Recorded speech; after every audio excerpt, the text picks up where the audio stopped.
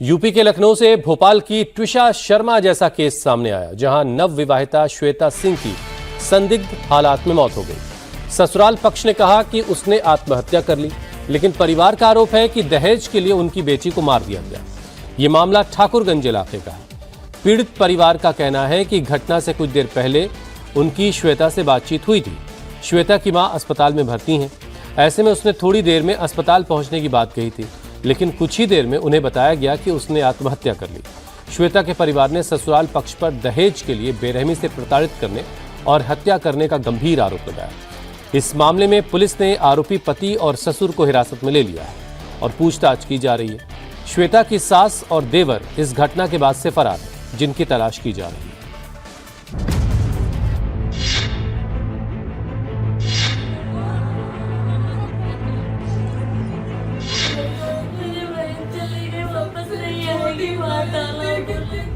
लखनऊ में भी ट्विशा जैसी डेथ मिस्ट्री। मेरी बहन को इंसाफ चाहिए। उन लोगों ने दहेज के लिए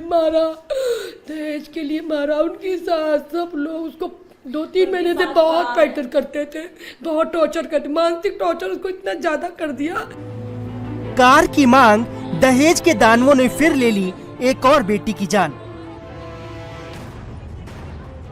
अपने से औकात से ज्यादा हमने अपनी बहन की शादी की। हर एक चीज मैंने अपने हाथों से सजाई थी उसकी। मुझे नहीं पता था 6 महीने बाद, अभी उसका फोटो एल्बम में नहीं आया, दीवार पे लगने वाला। उसके हार की फोटो मंगाई मैंने, शादी की नहीं लगाई, बन के नहीं आ पाया फोटो पर उसका। जगह अलग अलग है, लेकिन घटनाएं एक जैसी हैं, आरोप एक जैसे हैं, डिमांड एक जैसी है। किसी की शादी को 5 महीने हुए थे, किसी को 6 महीने, तो किसी को 1 साल। भोपाल से लेकर ग्रेटर नोएडा और लखनऊ तक बहुओं की मौत मिस्ट्री बनी हुई है और आरोप सब में एक ही है, दहेज की चाहत। ताजा मामला यूपी की राजधानी लखनऊ का है, जहां ठाकुरगंज इलाके में 29 वर्षीय नवविवाहिता श्वेता सिंह की संदिग्ध परिस्थितियों में मौत हो गई।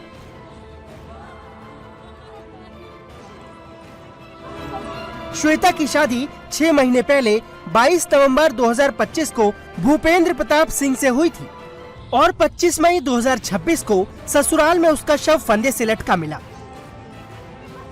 श्वेता के ससुराल वालों ने इसे आत्महत्या बताया, लेकिन मायके वालों का आरोप है कि ये खुदकुशी नहीं है, बल्कि दहेज के लालच में रची गई एक सोची समझी साजिश है। कल दीदी से बात हुई तो वो कही थी मैं नहाने जा रही हूँ, दीदी नहा धो के तैयार हो के आऊंगी। जैसे स्ट्रेचर पे आई वो वैसे ही बाल उसके गीले थे, पानी टपक रहा था उसके बालों से। कोई कैसे मरेगा अपने आप गीले बाल करके?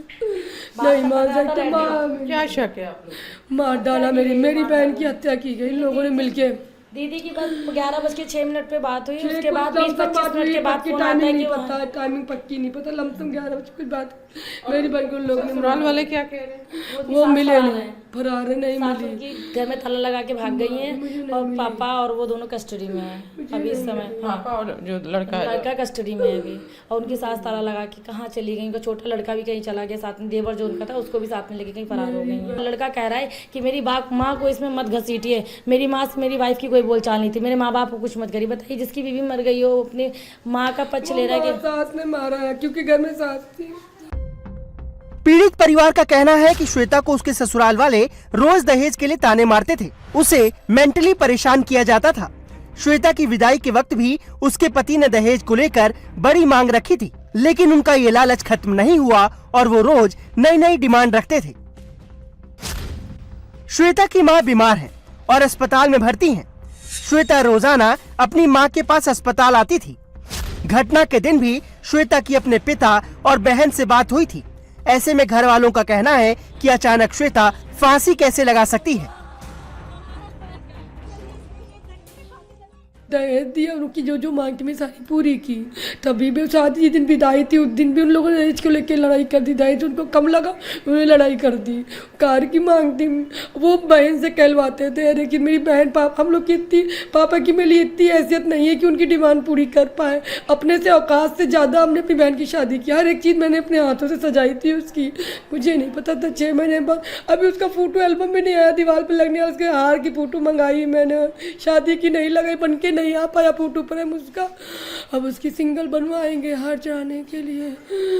मुझे इंसाफ चाहिए अपनी बहन, कुछ नहीं चाहिए मुझे सरकार, मुझे सिर्फ इंसाफ चाहिए अपनी बहन के लिए। क्या डिमांड करते थे, 2 महीने बाद उनकी सास ने प्रताड़ित करना स्टार्ट कर दिया था।